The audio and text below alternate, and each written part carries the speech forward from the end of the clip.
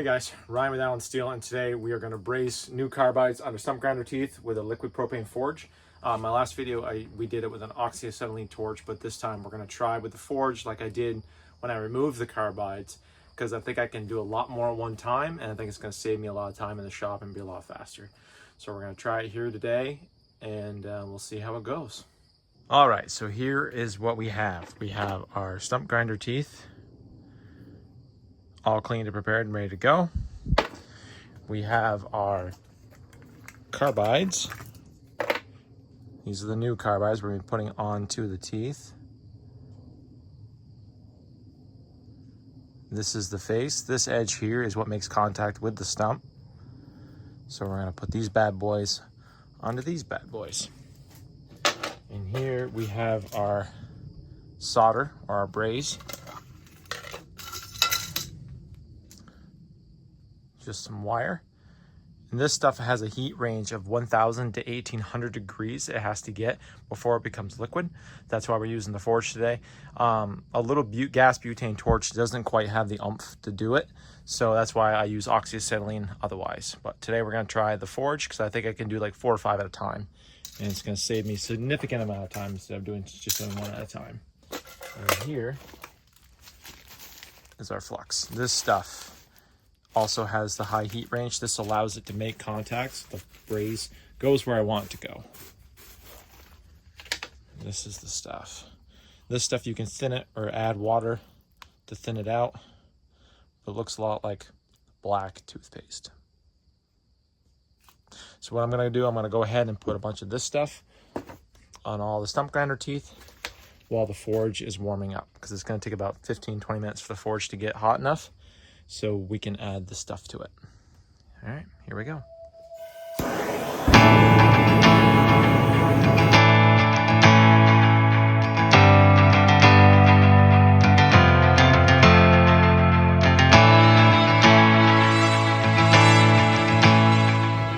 All right, so this is how we add on the flux.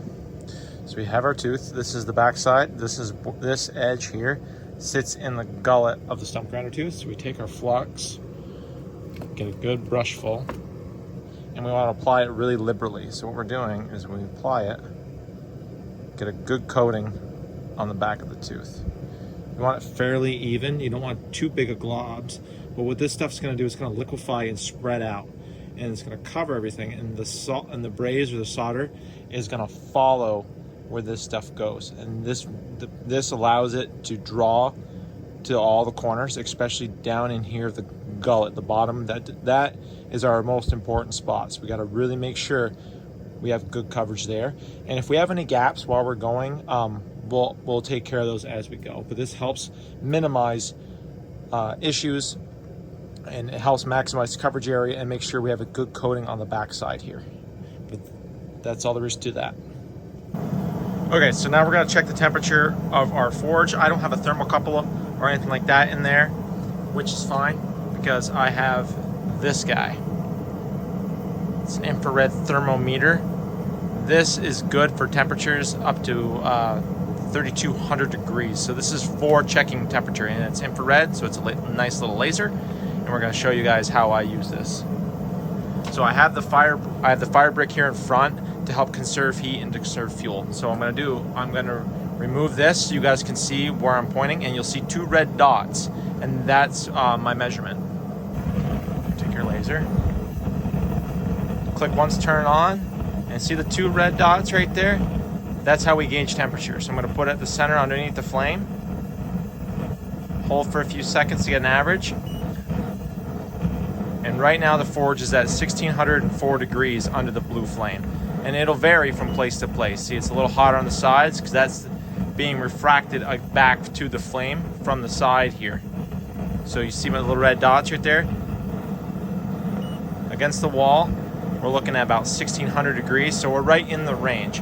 1800 is kind of the max for the melting point, so I think we're ready to start throwing some teeth in there. So we should be good. So I got my tongs. Keep my hands away from the fire so I don't get burned. We're going to set our teeth in and get them up to critical temperature. Critical temperature is when they're like a nice orange color. That's how we know they're hot enough. So we're going to do a few at a time to get started. And all of these teeth have some braze, so we don't have to add too much, just enough to fill in the gaps. And this stuff will liquefy when it gets to critical. And you'll see it'll turn kind of runny when it's liquid. So I think we're going to do about 4 at a time. This one has some braze and flux on there. So when this stuff becomes liquefied, then we know we're at the right temperature.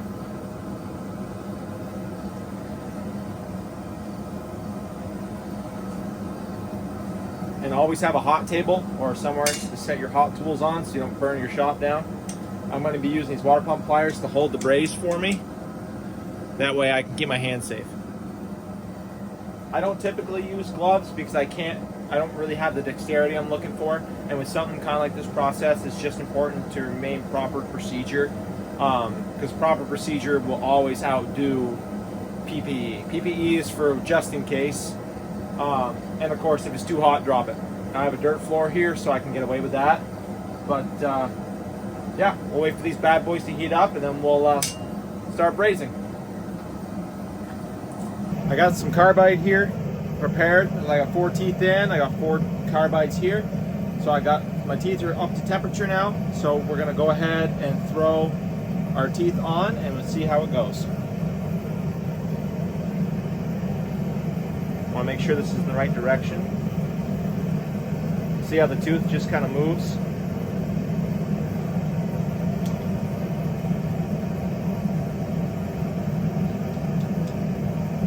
I'm going to stick it back in and get it back up to heat so I can make sure I can add a little braze to fill this bottom in. So very carefully, put it back in the heat.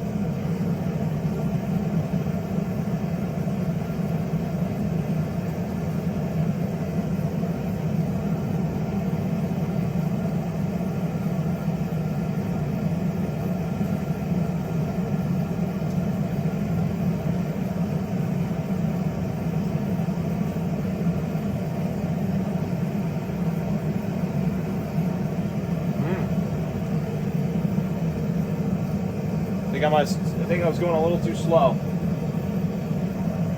This is where the oxyacetylene makes a difference,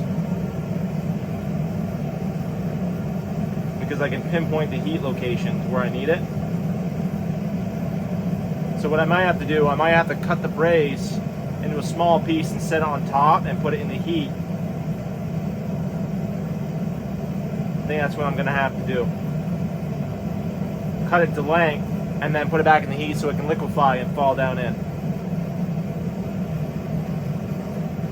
But with the braze that's kind of on there, it's still holding. So we're going to try adding more braze and then putting the tooth on, and we'll try that.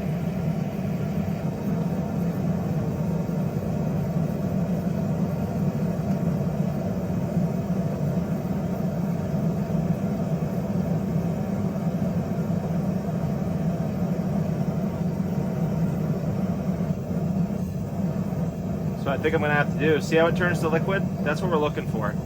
So I think I'm probably going to have to add the braze to this. See how it's all nice and runny? And then add the tooth. I'm going to have to do this kind of quick so I don't lose my heat.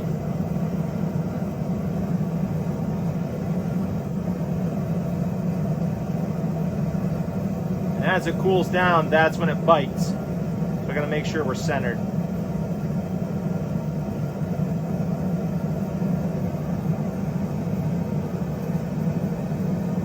You can see the braze and the flux on the side kind of bubbling out. So that's good. We have enough on the back. But because there's so much leverage on the contact on this top edge, I want to make sure we have some in the bottom to help hold that from popping off. So I think I'm going to have to set some braze, add some flux, put it in, set a piece of pre-cut braze for the length on top, let that harden up and drop in. So we'll let this cool off, and we'll see if it holds on.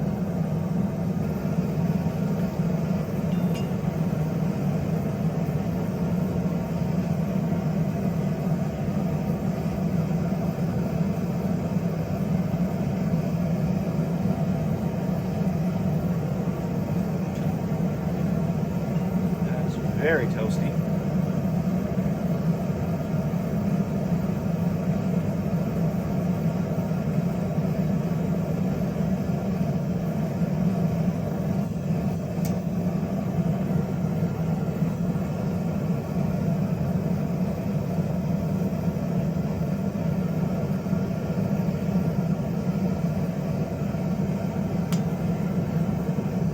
The trouble is walk on pliers, the nose doesn't line up. I'm gonna try, see if I can just drop that on and have that fall in.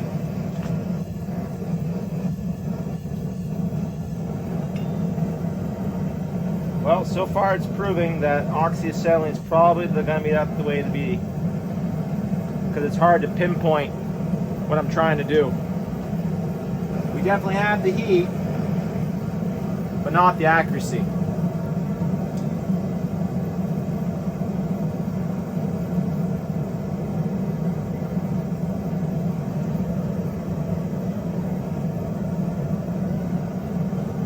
Might have to try a different method. All right. So I got my piece of braze pre-cut. It's the same thickness as the gullet. So I'm going to try pulling it out of the forge, setting this in, having it liquefy in the forge, and then throwing the tooth on real quick. So we'll see how we do. I'm gonna forge, set my braze on. I'm gonna throw it back in and let that liquefy, and then quickly put the carbide back on it. And hopefully it'll hold.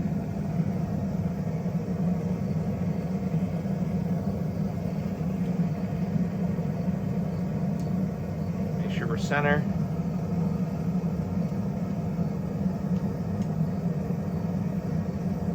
Throw it back in. Try and maintain that temperature. I have a little extra here to try and fill in some gaps while the carbide is hot, because the carbide is also acting as a heat sink, so it's pulling whatever heat out as I'm working with it. So I'm going to try and add this to the, oh, popped off in the forge. So far, oxyacetylene is the way to go. There's too much to do, too much involved, and I don't think this is going to be effective or a significant time saver, because I would have already had a couple done by now. So I don't think this is going to work. Well, we have figured out if it will work or not. It does not. So brazing with a forge, using that as my main source, it's not effective enough. If I had an oxyacetylene with me and I could pinpoint the heat, get the core temperature up, you know, let it soak in there, take it out, and then do it like on my other video where I braze with the torch and use this to kind of prep them all, that would make some sense. But using this as my heat source alone, I cannot pinpoint enough to get the braze hot enough to be able to coordinate with it. And then of course, being in the forge, it's a flat surface, so I'm not able to keep them square and sitting properly. So it seems to be the only real way to do this would be to use the oxyacetylene torch, because that's going to be the most effective use of time and equipment, and you have less waste that way. So I guess we found out. But thanks for joining me, guys. Hope you like these videos. If you want to see more, hit that like button, subscribe to my channel, and don't forget to hit the bell so you don't miss out on these videos. And now we know. Will it work? Nope. So, but as always, guys, keep the forges lit and the anvils singing, and we'll see you next time. Bye.